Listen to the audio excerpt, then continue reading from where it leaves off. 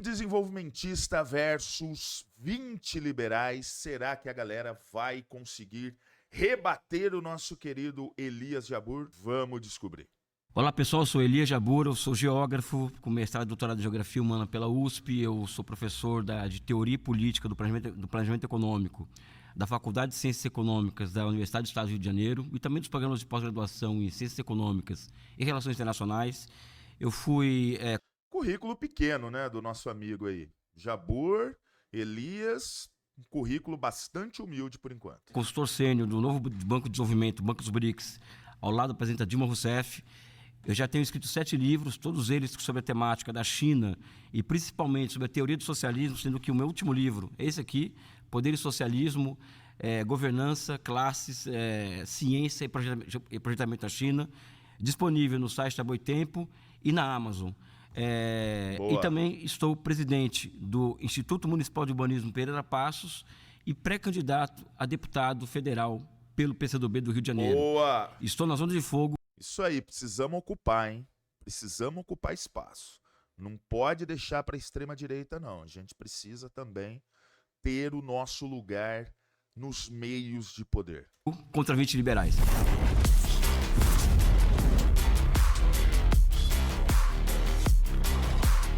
A minha primeira frase é: livre comércio não gera desenvolvimento.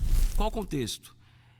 Existem diversas teorias de comércio internacional que afirmam, desde Ricardo, que a lei das vantagens comparativas é o imperativo ao processo de desenvolvimento. Ou seja, países quanto mais abertos do ponto de vista comercial, mais o desenvolvimento é comparecível, ou seja, o desenvolvimento ele é como resultado do processo de abertura comercial. Existe uma série de teorias heterodoxas que dizem o contrário, ou seja, que o protecionismo ele é um instrumento fundamental para o processo de desenvolvimento / industrialização, assim como as próprias práticas de Kate Knapp, por exemplo, na história, Estados Unidos, Alemanha, Japão, são práticas em que o protecionismo demonstra se demonstra enquanto necessidade histórica. Lembrando, né, que os impérios aí do século XIX, eles vão todos se basear nessa proteção, até para que houvesse um desenvolvimento da indústria nesses lugares. Isso é essencial, esse protecionismo, né?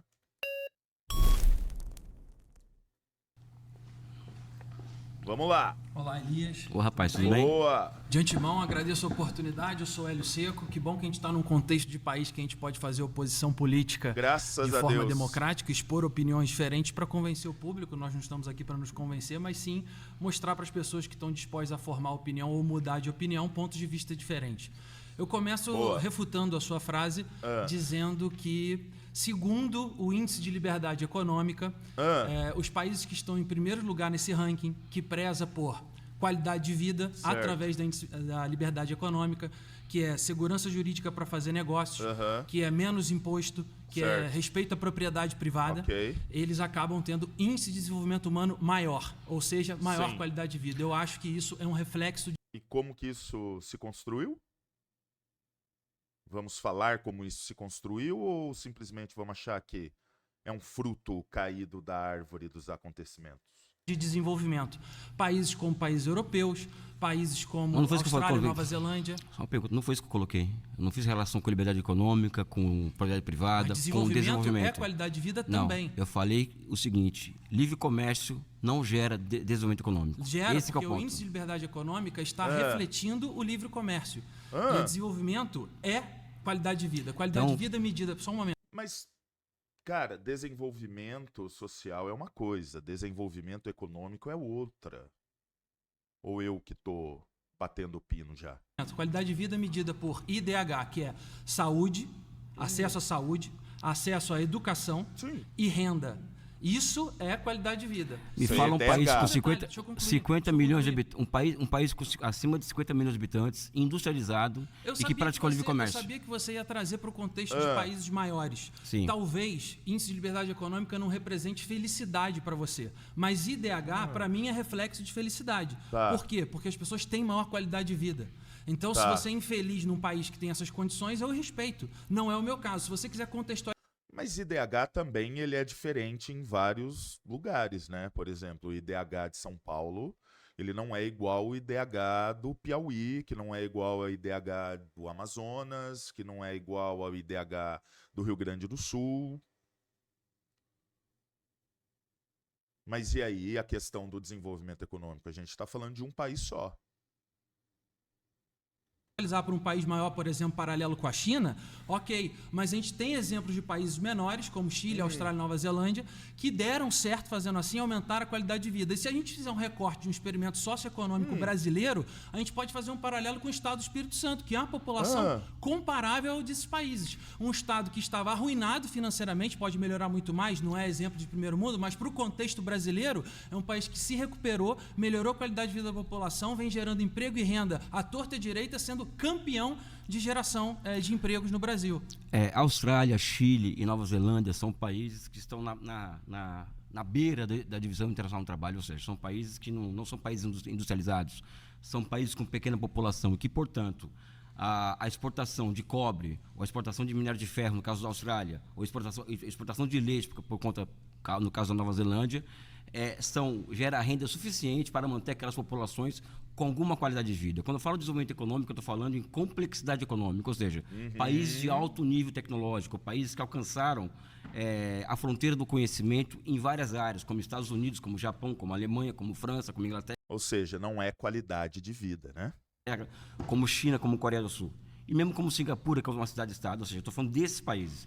Países que não têm grande relevância na divisão internacional do trabalho, são países que não contam para isso. Mas a gente pode aproveitar o modelo que eles aplicam lá para aplicar em menor escala no Brasil e começar a ganhar cada vez mais magnitude.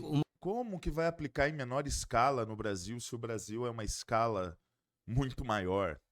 E já deixa o like aí, vai, pelo amor de Deus, ajuda nós. O modelo que eles aplicam lá, por exemplo, é o mesmo modelo que o Brasil aplica desde que as commodities, como minério de ferro, petróleo e soja, passaram a ser a principal pauta de exportações do Brasil. Por exemplo, o Brasil, por exemplo, Nós não estamos falando de commodities, nós estamos falando de liberdade econômica. Como que não está falando?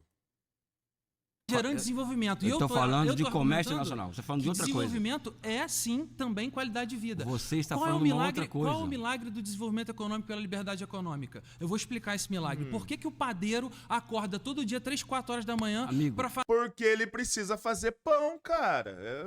O padeiro acorda cedo porque ele tem que fazer pão, porra. Ué. Que pergunta besta é essa? Fazer pão. Você porque tá tem falando... demanda. As pessoas querem consumir pão de manhã, o padeiro acorda cedo. Você não respondeu a minha questão. Pão. Só concluir. O padeiro vende esse pão. Esse pão, se for bom, se tem bom custo-benefício, ele cada vez mais vai ser consumido. Esse padeiro abre uma padaria Estou falando em outro em livre bairro. comércio entre Só países. um momento. Ele expande para outros bairros e à medida que ele tem uma rede de padarias, daqui a pouco ele tem que... É livre comércio entre os países. Porra, aí ele vai crescer, ele vai virar o mestre da cidade dele, o mestre padeiro. O mestre padeiro. Ô, gente, vamos parar de criar historinha, padaria hipotética, pobre hipotético. Ô, gente, isso aí é coisa de dodói, né? É coisa de dodói, pelo amor. Essa panificação vai produzir pães para várias padarias. Quem sabe ele pode ir até para a cidade vizinha. Isso não é milagre, isso é capitalismo.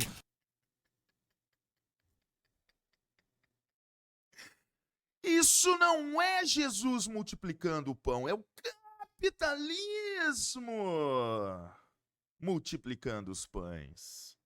E aí todo mundo produz pão. E aí a gente vira um país desenvolvido. Por quê? Porque cada um produz o seu pão. Cada um tem uma panificadora foda.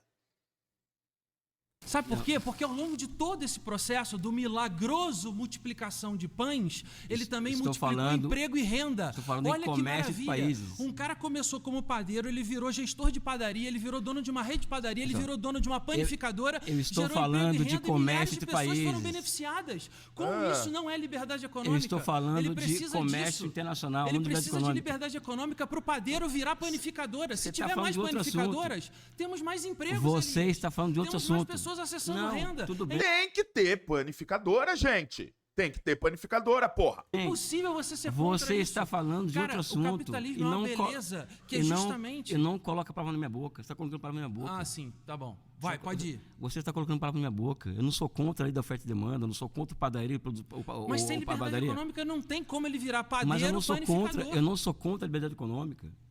Ah, não. Não sou contra a Você liberdade vai dizendo econômica. que liberdade econômica, livre comércio não gera desenvolvimento. Não. Ele é fundamental. Porque se não Esse tiver concorrência, índice, primeiro, ele não está estimulado a primeiro concorrer que e esse melhorar índice, os serviços. Primeiro que esse índice de liberdade econômica da Kennedy Foundation, se não me engano. Heritage Foundation. É um índice. E vamos lembrar que quando o Elias fala de comércio internacional, né, a gente tá falando de que, por exemplo, né, aquela velha história.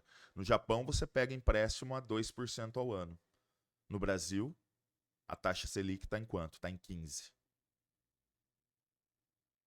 E aí? E aí? Como que a coisa se encaixa?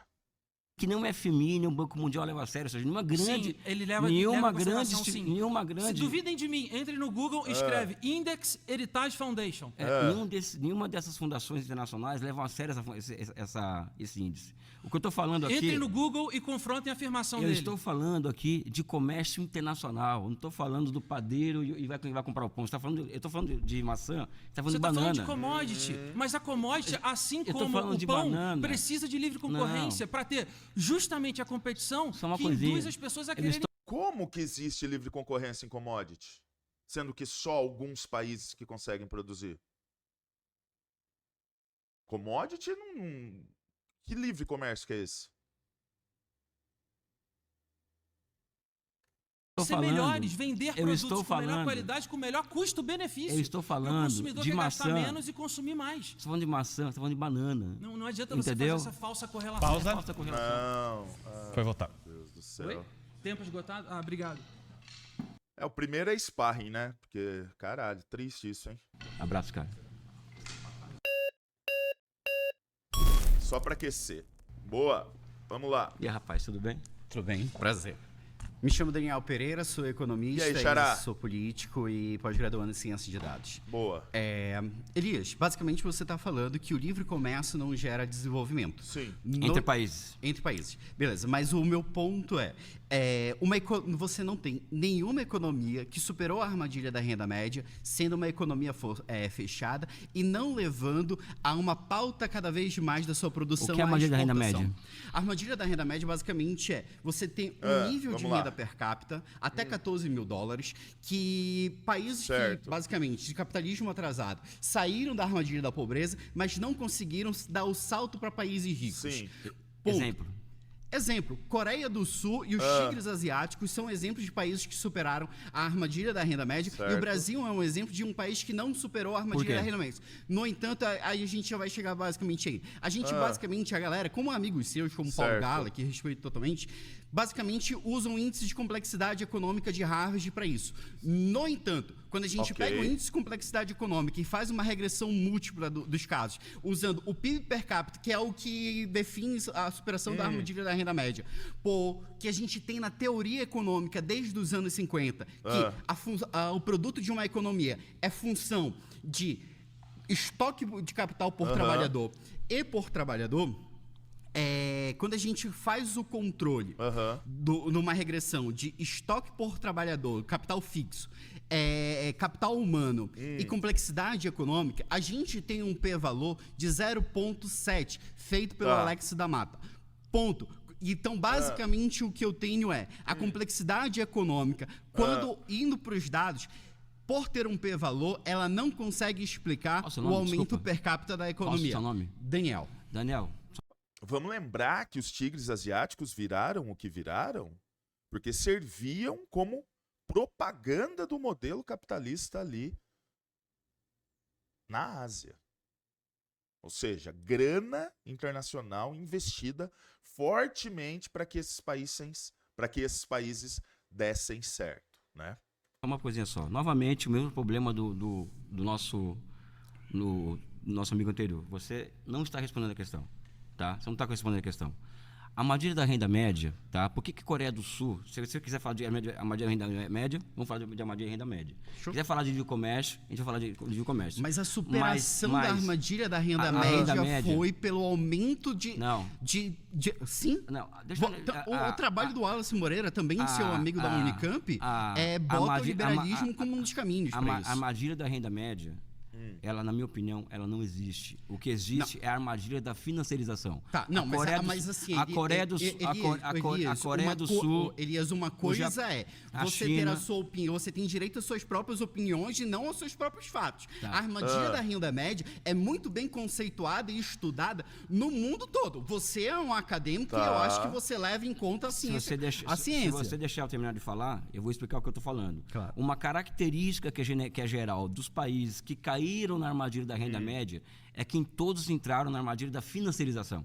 Então eu vou reformular aqui. Tá. Existe a armadilha da renda média, mas ela está diretamente relacionada à armadilha da financiarização, ou seja, países como o Brasil, por exemplo, Argentina, México, foram países que trocaram a clássica dinâmica do processo de industrialização para a clássica, vamos dizer assim, dinâmica da financiarização da economia. O Brasil é uma das economias mais financiarizadas do mundo. Tá. A Coreia do Sul, a China, assim, Japão, não são países financiarizados. Mas assim, um dos problemas, exemplo, que a gente tem no Brasil... O Wallace Moreira não defende. O Wallace Moreira o Wallace Moreira, no trabalho dele da Unicamp, ele defende um caminho alternativo entre um processo de liberação e uma coordenação com o Estado. Certo. No entanto, essa coordenação com o Estado tem muito mais a ver com instituições que hoje, basicamente, o mainstream econômico atende. Tanto que, basicamente, a ideia liberal sobre os países que superaram a armadilha da renda média basicamente, o que você tem na ortodoxia,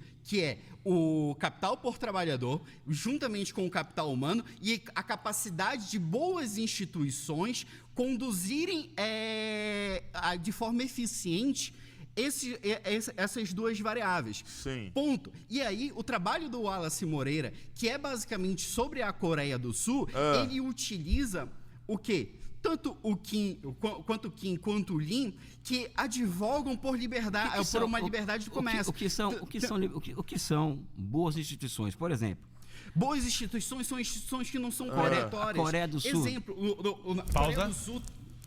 4 famílias que mandam na Coreia do Sul.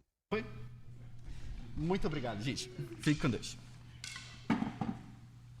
Até agora ninguém respondeu ninguém contestou que livre comércio não gera desenvolvimento, tá? Os dois desviaram do assunto. Sim. Olha que beleza. Vamos lá. E aí, rapaz, você tá bem? Tudo bem, Elias? Deu pra fazer o corte? Não me preocupe com isso, não. E debate pelo amor ou debate? É um fanfarrão mesmo esse Elias, pelo amor. Bom, eu sou Fabrício Filho, sou líder do Movimento Livre do Estado de São Paulo. Boa. E atualmente chefe de gabinete na Prefeitura de São José dos Campos. Boa. Eu trabalho num município muito liberal, orientado ao liberalismo. Nós temos governos já há algum tempo ali que desenvolvem políticas liberais no município. Beleza. E como você é pré-candidato a deputado no Brasil, eu queria te convidar a discutir o Brasil dentro do seu tema. Claro. Ok? Então você fala aqui que livre comércio não gera desenvolvimento econômico. Mas você fala da China, dos Estados Unidos, isso e aquilo, e esquece de debater o Brasil. Bom, o Elias não conseguiu falar sobre nada até agora, né? Nenhum tema, ou melhor, né? O tema que ele estava querendo desenvolver, ninguém desenvolveu. O Elias até agora não falou sobre nada. Mas ok, vamos ver se agora a gente consegue saber um pouquinho mais o que o nosso amigo Elias Jabbour tem a dizer. E é importante a gente discutir o Brasil, porque se você se propõe a ser um parlamentar federal, você precisa falar também sobre as suas ideias para cá. Sim. A realidade brasileira nós temos hoje 12,5 milhões de microempreendedores individuais, pessoas que encontraram na livre iniciativa uma alternativa de geração de desenvolvimento para si próprios, para sua família e para sua comunidade. Essas pessoas... Isso, na verdade, a gente está falando do grande sonho do brasileiro de ser patrão, porque nessa terra é tão desgraçado ser empregado que a única saída para tentar pensar em buscar algo melhor é ser um profissional autônomo, é ser um microempreendedor individual, né? Pessoas contribuem mensalmente ali com 80 e poucos reais, certo? R$1.000 por ano, vamos arredondar. Isso dá, num ano, 12,5 bi de tributos, de dinheiro injetado no Estado. Certo. Conta de padaria. Não estamos aqui para falar de muita técnica. Discurso ideológico é o seu. Essas pessoas têm uma renda média, de acordo com a pesquisa do IBGE, de R$ 6.500 mensal, o que dá 975 bi ano bruto. Certo. Perfeito? 40% de impostos pagos da nossa renda média do brasileiro, trabalha 5 meses por ano para pagar impostos. Então essas pessoas injetam mais 390 bi em impostos sobre consumo, conta de padaria no governo. Beleza. Somando esse recurso, nós temos mais ou menos 400 bilhões de reais que o governo recebe dessas pessoas e poderia investir nas coisas que você acredita, num projeto nacional de desenvolvimento, na industrialização do Brasil, inclusive em abrir o Brasil a... Mas a Faria Lima deixa? A Faria Lima quer tirar o dinheirinho dela lá, do rendimento de 15% ao ano, e colocar, por exemplo, no modelo de industrialização brasileiro? Não, eles não querem. Por quê? Porque eles não querem assumir risco. Então também, beleza, o Estado é um malvadão, mas e os investidores? E aqueles que têm recursos no Brasil? Querem sair do rentismo e investir naquilo que é material, de fato? A gerar desenvolvimento com outros países, fazendo comércio exterior e tudo mais. E esse dinheiro, infelizmente, é desperdiçado pelo governo, pelo excesso da máquina pública em gastar com privilégio, com super salário, com viagem de presidente, isso e dá 1 aquilo. bilhão isso aí? Dá 1 bilhão isso aí? O quê? Esse privilégio e tal. Dá quantos bilhões? Só o daí? cartão corporativo do Lula no acumulado deu 5 bilhões. 5 bilhões. bi? 1% desse valor todo que essas pessoas contribuem. E é isso que eu estou te dizendo. A gente precisa discutir o Brasil real. Você fala muito de teoria. Eu sei que você é um cara estudado e muito inteligente. Eu não estou aqui para questionar a sua capacidade. Você é um cara mais experiente que eu, tenho só 25 anos. Rapaz, a gente tá junto. Eu estou aqui para questionar o seu projeto de Brasil no sentido de pensar na Dona Maria e no seu José, que é o MEI, que tem uma barbearia, um salão de beleza na frente de casa e que precisa do livre Brasileiro hipotético! Brasileirinho hipotético mais uma vez aqui. comércio para manter a sua família, para alimentar os seus filhos. Eu acho Entende? que você, desculpa, eu acho que você é a terceira pessoa que está aqui que não entende a questão que eu levantei. Tá? Não, eu entendi. Que é o Só que eu seguinte, entendi que você quer falar de mundo e eu tô falando de Brasil. Você quer ser deputado no Brasil, não na China. Esse é o grande ponto. A terceira pessoa que talvez não tenha entendido ou está trazendo questões novas para cá. Tá? Quando eu falo em capitalismo, eu não tenho nada contra o Zé da Padaria, não tenho nada contra, viu, pessoal? Não tenho nada contra essas pessoas que abrem um negócio. No socialismo, o que mais tem é isso também. O microempreendedor individual, se você for na China, por exemplo, pessoal, eu estou falando uma coisa que eu conheço. Tudo tá? bem, tudo bem. Se vocês querem falar Respeite da China, seu ponto de vista. vão na China e estudem a China. Você não vai passar vergonha, entendeu? O que mais tem na China, por exemplo, no Vietnã, que são dois países socialistas de mercado, vamos dizer assim, é um microempreendedor individual. Então, mas eu só estou sugerindo que, como você estudou muito a China, você estude também o Brasil antes de querer ser deputado no Brasil. Esse é meu ponto. Isso aqui é o seguinte, eu não tenho nada contra o pequeno livre. Aliás, tem que zerar imposto sobre esse pessoal. Eu, particularmente, sou favorável a zerar imposto sobre microempreendedor individual, quem gera mais do que 3 empregos. Eu sou favorável a isso. Concordamos, então. Sabe? Concordamos. É que as pessoas se espantaram do que é socialismo, né? Mas quando eu falo capitalismo aqui, quando eu venho falar em capitalismo, eu não venho falar do Zé da Padaria, não venho falar do microempreendedor individual. Capitalismo é poder e monopólio. Tá? Isso é disso. Seu ponto de vista, ok. Não, é história do capitalismo. Não é ponto de vista, cara. Como que é ponto de vista? O capitalismo, a base dele é o monopólio. Tá aí a Ambev. Tá aí a PepsiCo. Tá aí a Coca-Cola. O que aconteceu quando quebrou o monopólio, por exemplo, da distribuição de combustíveis aqui no Brasil? O que está acontecendo? É monopólio, cara. Os países do mundo, eles se apresentam ao mundo a partir dos seus grandes monopólios, dos seus grandes oligopólios. Tá revoltado. O caso brasileiro, por exemplo, o meu projeto nacional de desenvolvimento, ele passa pelo quê? Por um processo de reindustrialização, tá? E aqui não passa necessariamente o processo de reindustrialização por uma melhor alocação dos impostos arrecadados. Porque o imposto ele surge para quê? Para sustentar o Estado. O que sustenta processos de industrialização e kitnap é sistema financeiro de longo prazo. Ou seja, é outro rolê, como diz aqui em São Paulo, né? É outra coisa. Mas você quer industrializar através da máquina pública. Não, eu quero...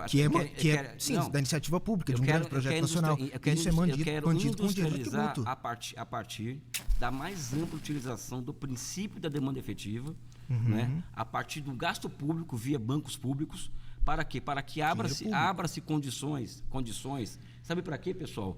Para que o empreendedor individual, aquele cara que vai fazer o vagão de trem, por exemplo, ele tem mercado para ele. Porque não existe capitalismo sem que o Estado seja o primeiro a colocar na reta para fazer aquele grande investimento. Então, mas que Dona Maria, que seu José fabrica vagão de trem. A Dona Maria faz pão, corta cabelo. É dela que eu tô falando. A Dona Maria e o seu José vão se beneficiar com o quê? Com a geração de empregos de qualidade. Então a Dona Maria vai deixar de ter um negocinho dela, onde ela cuida do próprio dinheiro e vai trabalhar numa fábrica que nem é na China. Que a pessoa tá lá no comércio e o governo fala.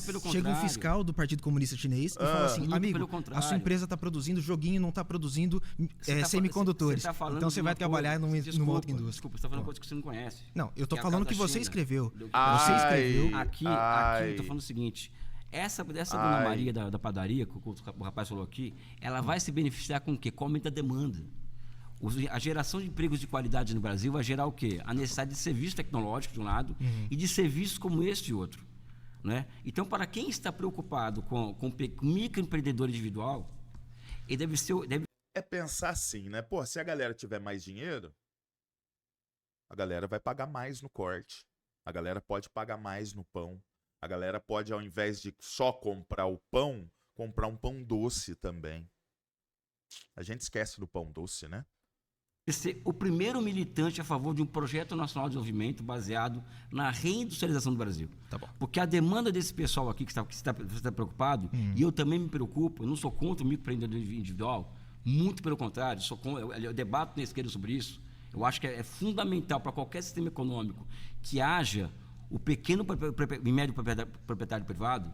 Só vai existir em países que tenham uma alta renda. E a alta renda não existe fora de processos profundos de reindustrialização. A não ser que seja um Chile ou uma Austrália, que sejam países pequenos, com 10, 15, 20 milhões de habitantes, em que você vender soja, ferro, madeira, pode gerar renda para manter o país em pé. Um país como o Brasil não consegue sobreviver caso ele não gere empregos de qualidade. Eu tentei puxar o tema. Pausa.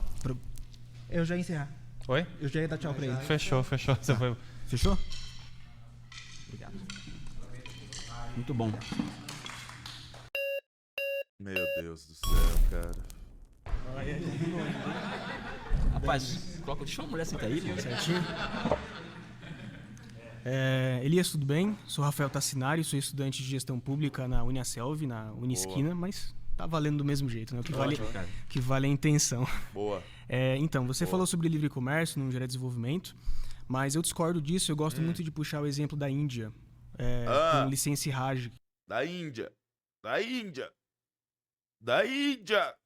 Favelão da Ásia. Foi aquele sistema rígido do controle econômico da economia da Índia. O que acontece? A Índia, depois da sua independência, diria que passando um pouco da independência, da década de 50 até 1991, ela teve um controle estatal muito grande na sua economia chamado licença Raj. Ou seja, era um controle absurdo da economia indiana, porque eles acreditavam que a Índia devia ser autossuficiente nas suas matérias-primas, devia ser autossuficiente naquilo que ela produzia. E isso bagaçou o país, isso gerou desemprego, isso gerou fome. Em 1991, alguns meses antes de tirarem o licença Raj, a Índia tinha mais de 60% da população vivendo na pobreza. Era mais de 200 milhões de pessoas vivendo na pobreza. Pois bem, e hoje? Em 91 chegou um primeiro-ministro chamado Mahoman Rao, Narasimha Rao, que acabou confundindo os nomes. Tá bom. E ele falou assim, vamos acabar com essa palhaçada. Ele, junto com o ministro das Finanças e Indústrias, que era parceiro dele, inclusive, um homem inteligentíssimo. Ainda bem, né? Falaram, vamos terminar com o licença Raj. O que eles fizeram? Eles reduziram a tarifa de importação, eles desburocratizaram a máquina pública. Só para você ter ideia... O Collor fez a mesma coisa aqui no Brasil, deu super certo. Década de 90 foi um estouro, né? Abriu comércio, década de 90, Brasil só voou. Eu lembro da década de 90, né? Cada 3 dias era um empréstimo do FMI que vinha. Porra, foi bom, uma época boa, tá? Antes do licença Raj, para você fazer... Com a história da Índia. Conheço muito bem a história da Índia. Eu sei. Só uma pergunta que eu quero te fazer. Você acha, por exemplo, A Índia hoje tem o primeiro, conheço a China até porque eu trabalhei no Banco dos BRICS, então tinha contato com o indiano, tinha contato com o ministro das Finanças, eu conversava com eles Sim. Quase que sempre. Certo. Há uma pergunta honesta para você. Não, sim.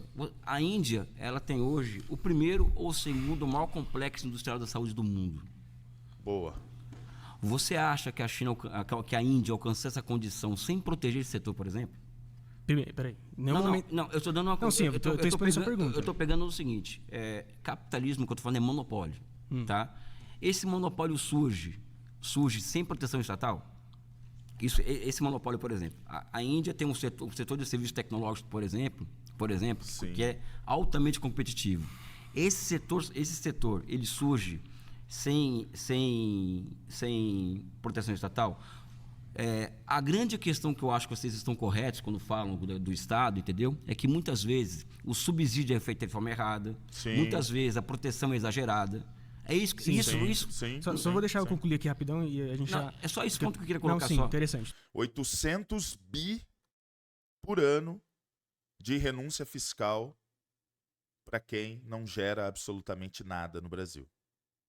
800 bi todos os anos. E eu não estou nem falando da dívida pública, tá? Se a gente colocar a dívida pública nessa história aí, dá 2 tri por ano, tá? Para quem não faz absolutamente nada pelo país, pelo Brasil, tá certo? E a questão do monopólio da Índia, isso ficou muito claro durante a época da pandemia, tá certo? Porque eu me lembro muito bem da Índia ter usado esse monopólio até mesmo como moeda de relação internacional com os outros países. Porque senão vira uma conversa de liberbobo, entendeu? Sabe? Não, sim, eu já vou chegar no meu raciocínio que eu tenho pouco tempo, então. Boa. Eles tiraram o licenciarrage, eles desburocratizaram. Só para você ter ideia, a taxa média que o empresário usava para importar bens de capital, o que é bem de capital? É tudo que ajuda a produzir alguma coisa para o consumidor final. Boa. Maquinária industrial, robô industrial, trator, só para a gente entender o que é bens de capital. A taxa média chegava até 300%, ou seja, eu sou empresário, eu quero gerar emprego, gerar renda e quero comprar uma maquinária industrial. Em vez de eu pagar R$1 milhão, vamos dizer que é reais, tá? Para ficar mais fácil. Pagava 3 milhões. Sim. Pagava 3 milhões, 4 milhões. Fora isso, que tinha uma enorme corrupção, e para você conseguir as licenças era um absurdo. Boa. Quando acabaram, de 92 até 2005, a Índia aumentou o seu investimento estrangeiro em 316%. A Índia, naquela época, tinha 60% das pessoas vivendo na pobreza, na extrema pobreza. Você conhece as regras de investimento estrangeiro na Índia? Entendi. Você conhece as regras para investimento estrangeiro na Índia? A fundo, não. Mas deixa eu concluir. Não. Se você não souber, você não tem como argumentar. Não é como argumentar. Eu tô falando de fato. Então, assim, tá acabando o meu tempo. Mas se você não conhece o fato, e aí? Como que você vai argumentar, meu querido? Tirar o licenciarage de... Eu não sei. Eu não entendo porra nenhuma. Eu estou aqui só, né? Fanfarrão, pimpão aqui com o vídeo, mas... E aí? Desburocratizar a economia da Índia, reduzir tarifas de importação, reduzir o peso do Estado, isso é fato, não adianta você vir aqui e falar que não é. Gerou emprego, gerou renda, gerou desenvolvimento econômico. Claro que a Índia tem desigualdades, a Índia tem coisas que a gente precisa resolver, e são muitas, só que, de fato, gerou desenvolvimento. Eu pergunto para você, já acabou meu tempo. Para você, Elias, responda sim ou não. A redução da pobreza e o aumento de renda faz parte no processo de desenvolvimento de um país? Claro, pô. Então, como que você pode continuar dizendo que livre comércio não gera... Fechou. Não posso continuar, né? Eu vou pedir para tu dar a resposta, Elias. A gente conclui a rodada. Eu posso concluir minha pergunta rapidinho? Conclui a pergunta. Eu até fiquei curioso para ouvir a resposta dele. Ok, então eu te perguntei se livre comércio, se redução da pobreza e aumento de renda faz parte na etapa de desenvolvimento. Você falou que sim. Então, como você pode continuar falando que livre comércio não gera desenvolvimento, sendo que quando ele foi aplicado, mesmo da maneira não perfeita, ele tirou muitas pessoas da pobreza?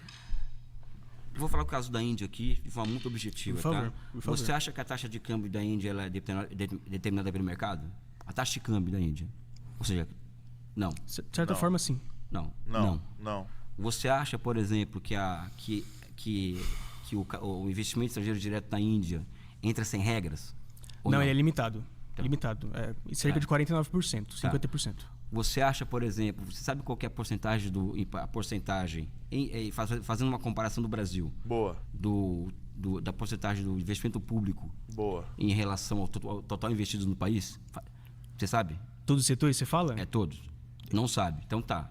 Para responder essa pergunta, falei dois pontos aqui fundamentais para quebrar a noção de que o livre comércio não está em desenvolvimento. Você concordou comigo? A taxa de câmbio ela não é determinada pelo mercado na Índia. Concordei com você onde? Não entendi. Você falou que nem concordou comigo. Eu vou só, como a gente fechou, eu vou pedir deixa ele concluir, daí a gente vai encerrar, tá? A taxa de câmbio na Índia não é determinada pelo mercado, então não está 5 num dia, 6 no outro, que ele tem controle estatal sobre a taxa de câmbio. E o investimento estrangeiro na Índia, ele é feito em setores específicos e controlados pelo Estado. Não é qualquer investidor estrangeiro que chega lá e faz o que bem entende. Tem regra, entendeu? E estabelecida pelo Estado. E o terceiro ponto que eu queria trazer, isso é uma reflexão geral, é ver o tamanho do investimento público em relação ao PIB em países como a Índia, um país que se desenvolve absurdamente, e um país como o Brasil, por exemplo. Daí vocês vão comparar o tamanho do Estado, o papel do Estado na economia, etc. É isso. Até porque aqui é a famosa porta giratória, né? Aqui a gente está falando do presidente do Banco Central que sai do Banco Central e vai para a instituição privada sem nenhum tipo de pedágio. Como aconteceu com o nosso amigo Campos Neto. É o mercado. É o mercado. Obrigado. Boa. Vamos ficando por aqui, tá certo? Próximo vídeo, continuamos esse embate maravilhoso entre um desenvolvimentista e 20 liberais. Deixa o like, se inscreve para não perder o próximo e a gente se vê. Falou, um abraço. Tchau, tchau.